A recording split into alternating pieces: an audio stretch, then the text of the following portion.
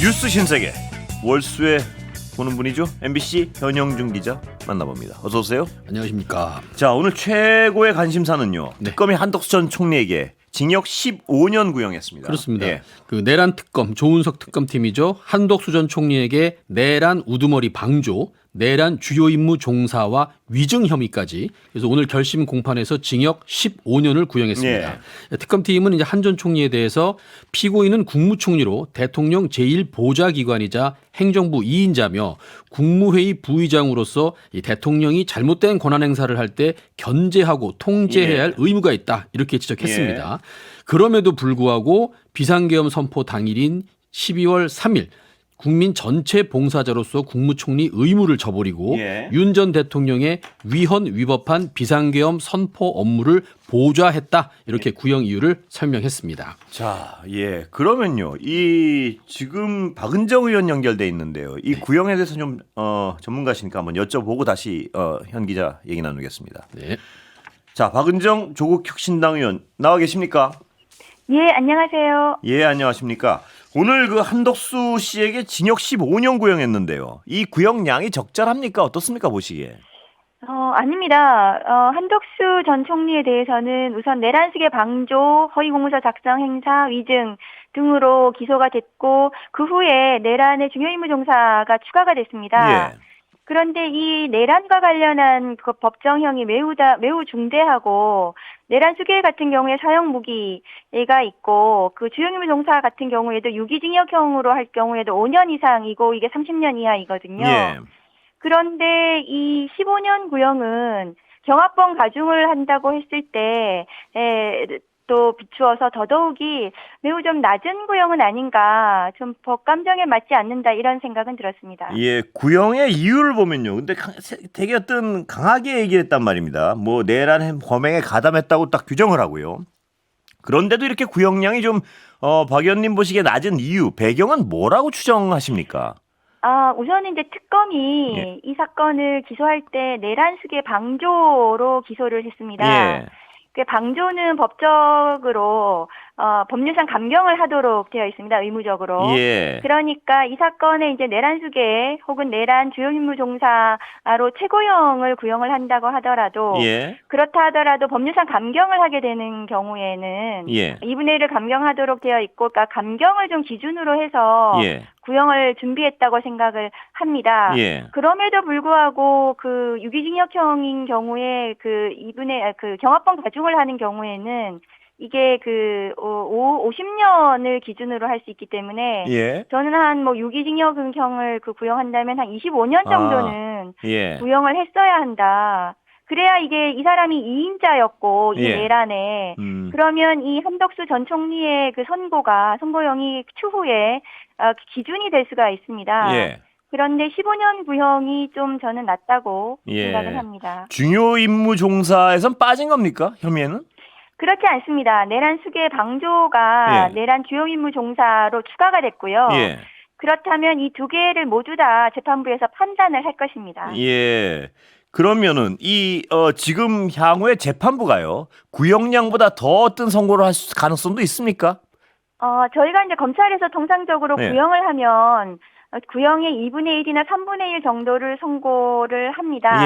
그런데 이 경우에는 아마도 피의자가 범행을 강력하게 부인을 하고, 물론 일부 위증은 인정을 했지만, 그리고 내란의 이제 2인자로서 굉장히 죄질이 불량합니다. 그리고 재판부에서 내란 주요 임무 종사로 추가해달라는 또 요청까지 있었기 때문에 저는 이 사건 선고는 구형이 아주 육박하는 중대형이 선고되거나 아니면 구형보다 더 높은 형이 선고될 수도 있다고 생각합니다. 선고 일자는 뭐 대략 1월이라고 나오는데 언제쯤 됩니까? 이 정도면은? 2달 정도를 잡고서 보통 통상적으로 선고를 하는데요. 아마도 1월 중순에는 선고가 날 거라고 생각합니다. 2심이나 나중에 이런 전망은 좀 이렇게 좀 멀리 보면 어떻습니까, 의원님 보시기에는? 우선 이제 한덕수 전 총리 같은 경우에는 내란의 이 2인자로서 예. 그 재판부가 그 내란 중요임무 종사로 추가적으로 공소장 변경까지 요청을 했고 예. 그래서 이 재판을 굉장히 그 엄격하게 이끌어 왔기 예. 때문에 1심에서도 중대형이 선고가 되면 그 선고형이 아마도 저는 대법원까지 그대로 중한형이 유지가 될 거라고 저는 보고 있습니다. 그 아까 잠깐 설명을 해주셨는데 제가 좀 다시 한번 좀 여쭤보고 싶은 게 지금 보시기에 재판부터 굉장히 엄정한 입장이고요. 근데 왜 이 특검 측이 박 의원님 보시기에는 이 구형량에 있어서 약간 좀 덜 구형을 했다고 보십니까? 그 배경이 뭘까요? 아마도 처음에 내란식의 방조로 기소를 하면서 예. 방조에 대해서는 법률상으로 감경하도록 되어 있습니다. 예. 의무적으로 감경하기 때문에 내란수계의 그 법정형을 감경을 하게 되면은 예. 기본적으로 좀 감경한 구형이 나갈 수밖에 없는 거고요. 예. 그리고 또 오늘 보도를 보니까 예. 그 특검에서 45년 전에 전두환 노태우의 내란 사건을 좀 그 언급을 하는 것 같아요. 예.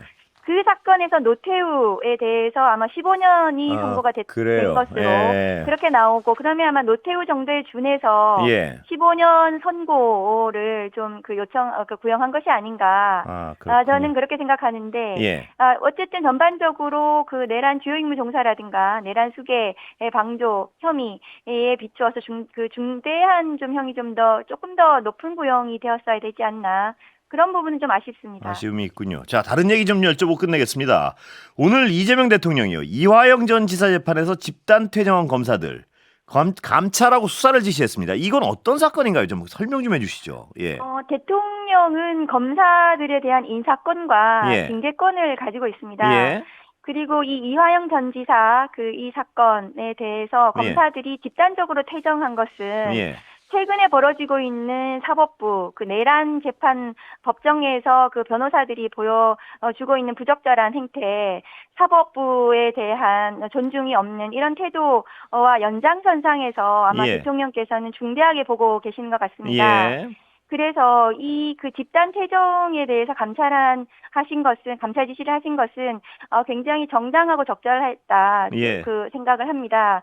그리고 이화영 이 지사에 대한 부지사에 대한 이 사건에 대해서 검찰에서 집단 퇴정을 한 이유를 살펴봤더니 국민참여재판을 이제 5일 내로 맞춰야 하는데 증인을 너무 많이 검찰에서 신청을 해서 증인을 좀 적절히 조절이 필요하다라는 재판부의 입장에 대해서 그거에 대해서 굉장히 강력하게 거부하면서 증인을 무조건 검찰에서 요구하는 대로 다 해달라는 그런 취지로 집단적으로 검사들이 퇴정한 거거든요.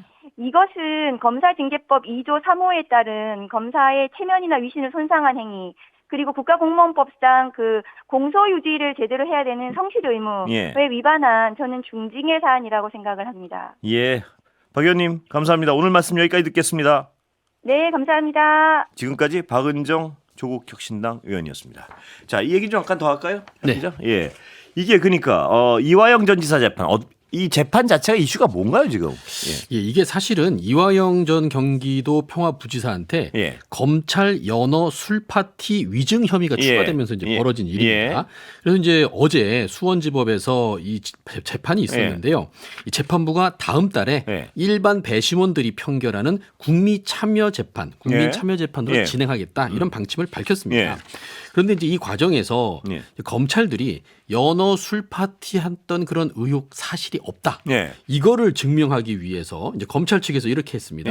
당시 2023년 5월과 6월 두 달 동안 출정 재판정에 왔던 담당 교도관 전원을 증인으로 신청했어요. 그래서 검찰이 엄청나게 인원을 많이 신청을 한 거죠. 그래서 64명을 신청했는데 재판부가 이 중에서 6명만 채택을 했고 58명은 전부 기각을 했습니다. 이게 왜 그러냐? 이게 날짜가 다음 달 15일부터 19일로 지정이 돼 있습니다. 재판이. 국민참여재판이요. 근데 거기 배심원들이 참석할 수 있는 날짜가 이 닷새예요. 이 생업도 있는 분들이고 하니까 마냥 재판을 할 수가 없거든요. 그래서 재판부가 이렇게 얘기를 했습니다. 5일 안에 국민참여재판을 마치기 위해서는 증인신문을 최소화해야 된다. 그러니까 검찰 측도 변호인 측도 증인 신청을 좀 줄여달라 이렇게 얘기를 한 거예요. 그러니까 검사들한테만 그런 게 아니라 변호인들한테도 증인이 제한된 상황이었습니다. 그런데 이제 자기들 뜻대로 안 된다 예. 이거죠. 그래서 검사들이 이러다간 불공정한 재판이 우려된다 이러면서 네 명이 다 검사 4명이 다 법정을 나가버렸습니다. 그러니까요. 그 형 기자 설명을 들어보니까 네.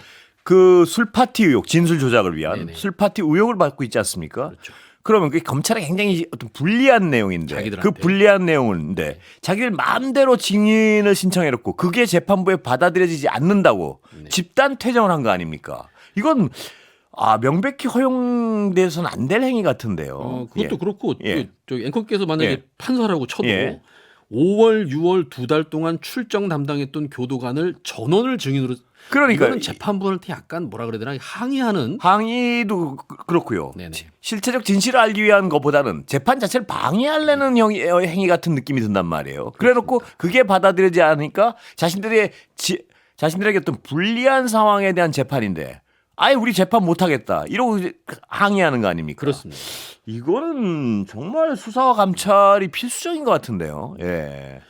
이제 이상한 거는 네. 유독 이재명 대통령 관련 재판에서 검사들 집단 퇴정이 일어난다는 겁니다. 예. 그러니까 1년 전이죠. 성남 FC 후원금 의혹 재판이 있었습니다. 예. 11월 10일에 예. 작년.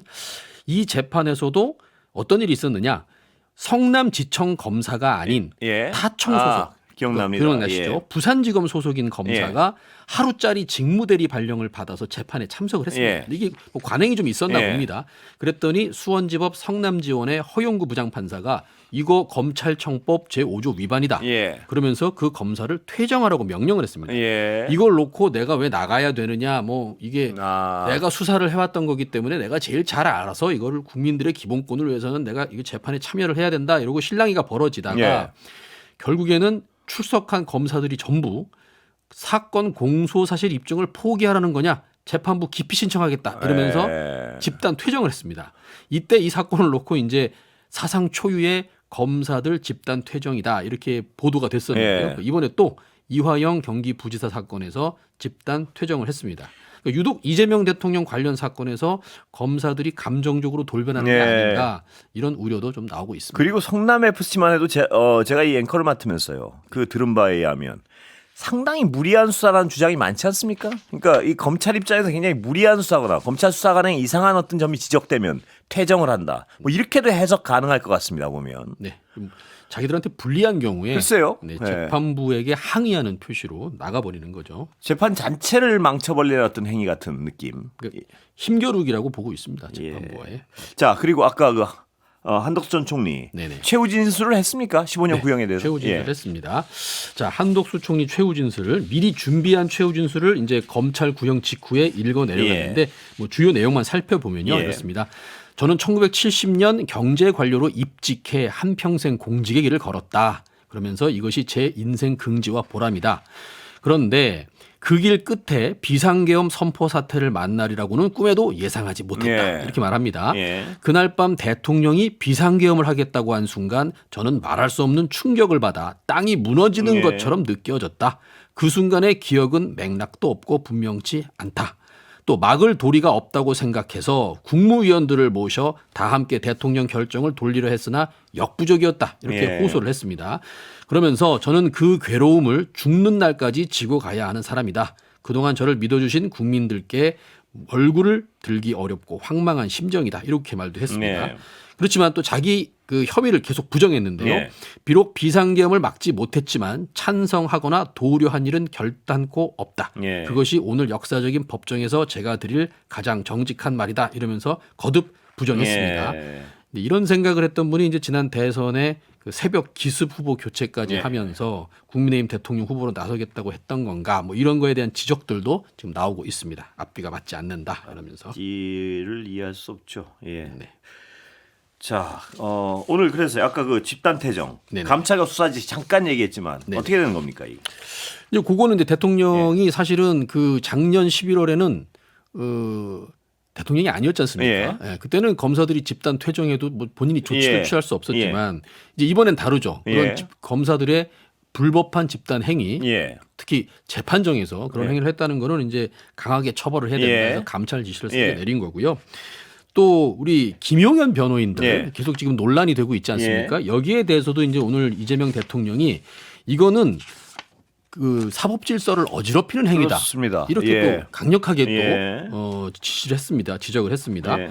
그런데 김용현 변호인들은 지금 어떤 상황이냐면 이 유튜브 방송을 즐기는 그런 분위기예요. 이 예. 사람들이.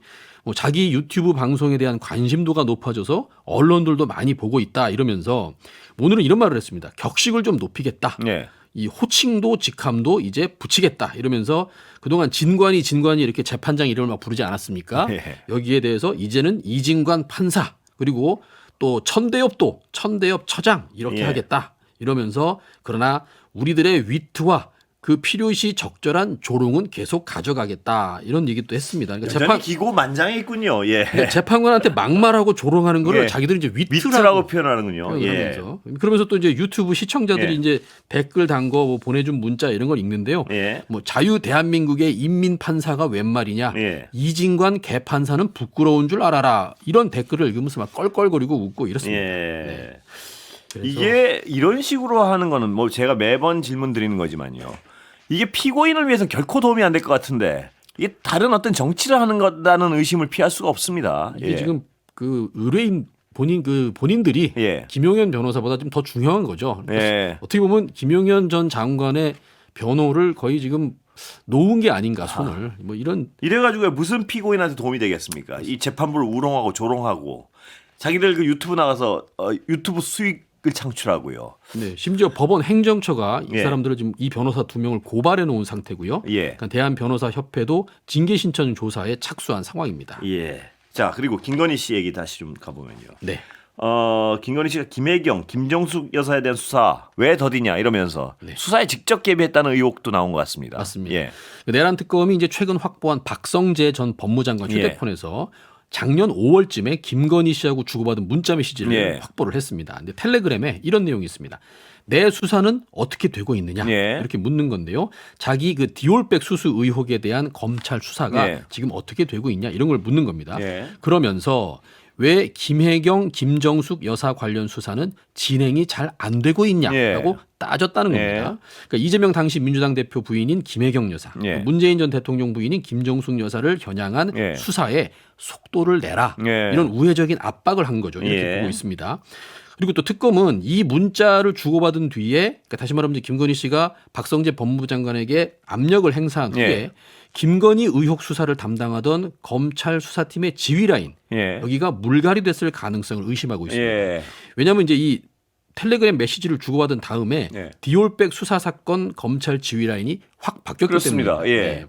그러니까 당시 그 문자 메시지 주고받은 5월 상황을 보면요. 이원석 당시 검찰총장 지시로 서울중앙지검의 디올백 수수 의혹 사건 전담 수사팀이 구성됐습니다. 예. 근데 그 바로 며칠 뒤에 법무부가 서울중앙지검장의 이창수 검사장 유명하죠. 예. 이 사람을 임명하는 인사를 단행을 했고요. 갑자기. 예. 또 서울중앙지검 1차장에는 박승환 검사, 도이치모터스 주가 조작에는 조상원 검사 이렇게 각각 임명을 합니다. 이게 다 윤석열하고 친한 사람들이거든요. 잠깐 광자 김건희 씨가요. 명태균 관련 사건 관련해서도 박성재 전 법무부 장관한테 네. 뭐 보고를 받았다 이런 기사도 있던데요. 네, 그렇습니다. 지금 특검이 예. 이 김건희 씨의 사법 리스크가 윤석열 전 대통령이 비상계엄 선포한 동기가 아니었냐 예. 이런 의심을 지금 하고 있거든요. 예. 왜 이런 얘기가 나오냐면 예. 박성재 당시 법무장관이 창원지검에서 명태균 씨 관련 공천 개입 의혹 수사 상황을 보고를 받고는 예. 이걸 자기가 갖고 있으면 되는데 그대로 김건희 씨에게 전달한 정황을 지금 잡았습니다. 예. 작년 12월 3일이죠. 이날이 사실은 창원지검이 명태균 씨를 정치자금법 위반 혐의로 기소한 날인데요. 예. 우리가 다 알다시피 예. 계엄이 선포된 날이죠. 그러니까 윤 전 대통령 입장에서는 명태균 수사를 더 이상 막을 수가 없어서 예. 계엄을 선포해서 이를 막으려 했던 것이다. 네. 뭐 이런 얘기들이 많이 났거든요. 예. 근데 특검이 이걸 그냥 소문이나 추측으로만 보는 게 예. 아니라 정말로 그랬을 가능성이 있다고 보고 수사에 나선 상황입니다. 예. 세간의 우려대로 윤석열 김건희 부부가 명태균 수사 상황을 실시간으로 보고받고 있었고 그래서 명태균 게이트가 터지면 두 부부에게 돌이킬 수 없는 타격을 입을 수 있다. 이런 판단으로 계엄했던 거 아니냐. 이렇게 지금 보고 있는 겁니다. 예. 그리고 국민의힘 김성교 의원이 특검에 출석해서 조사받고 있죠. 혐의가 뭔가요? 예. 네, 김건희 씨 일가 양평 공흥지구 개발 특혜 의혹 수사 중인 김건희 특검팀에서 예. 오전 10시부터 김선교 국민의힘 의원을 조사하고 있습니다. 예. 당시에 양평 군수였기 때문이죠. 그 김선교 의원이 특검에 출석하면서 기자들 질문에 대답한 게 있는데요. 예. 자, 목숨보다 소중한 건 없지 않느냐 이러면서 예. 이제 특검 조사를 받고 난 뒤에 자택에서 숨진 양평군 공무원 정모 씨를 언급했습니다. 예. 그러면서 정 씨의 명예 회복을 위해서 진실을 밝히려고 출석을 했다 예. 이렇게 말했고요. 예. 그리고 김건희 일가에 특혜를 준 거 아니냐 이런 의혹에 대해서는 공흥지구 개발 부담금은 군수의 지시로 할 수 없는 사안이다. 예. 절차가 있기 때문이다. 그런 부분을 밝히고 또 공직자들이 지금 스트레스를 받고 지병을 앓고 있다. 예. 그래서 이런 부분에 대해 강압적인 수사 이런 걸 하지 말아라. 예. 이런 진실을 밝히기 위해서 이 자리에 온 거다. 이렇게 예. 주장을 했습니다. 예. 또 이제 김건희 씨 모친 최은순 씨와 이 동업자로 알려진 김충식 씨. 이 사람하고는 어떤 관계냐라고 기자들이 캐 물었더니 아무 사이가 아니다. 이렇게 네. 강조를 했습니다. 지금 이제 김성교 의원은 특가법상 국고 손실 혐의를 받고 예. 있는 건데요. 김건희 친오빠 그러니까 김진우 씨와 최은순 씨가 양평군 공흥지구 개발할 때 당연히 내야 하는 개발 부담금을 면제해줘서 예. 결국은 국고에 손실을 끼쳤다 이런 예. 겁니다. 예. 특히 이제 오늘 조사에서는 김선교 의원 보좌관이 예. 관련 피의자 중에 한 명인 정모 씨를 접촉하고 이제 회유하려다가 예. 이게 카페 CCTV에 찍혔거든요. 예. 근데 김성교 의원 측에서 이 CCTV 증거 영상을 여러 차례 확보하려고 시도했던 게 들통났습니다. 예. 그래서 증거 인멸 행위에 초점을 맞춰서 수사를 하고 있는 것으로 전해졌습니다. 예. 오늘은 여기까지 들을까요? 네. 예. 현영준 기자 수고했습니다. 맞습니다.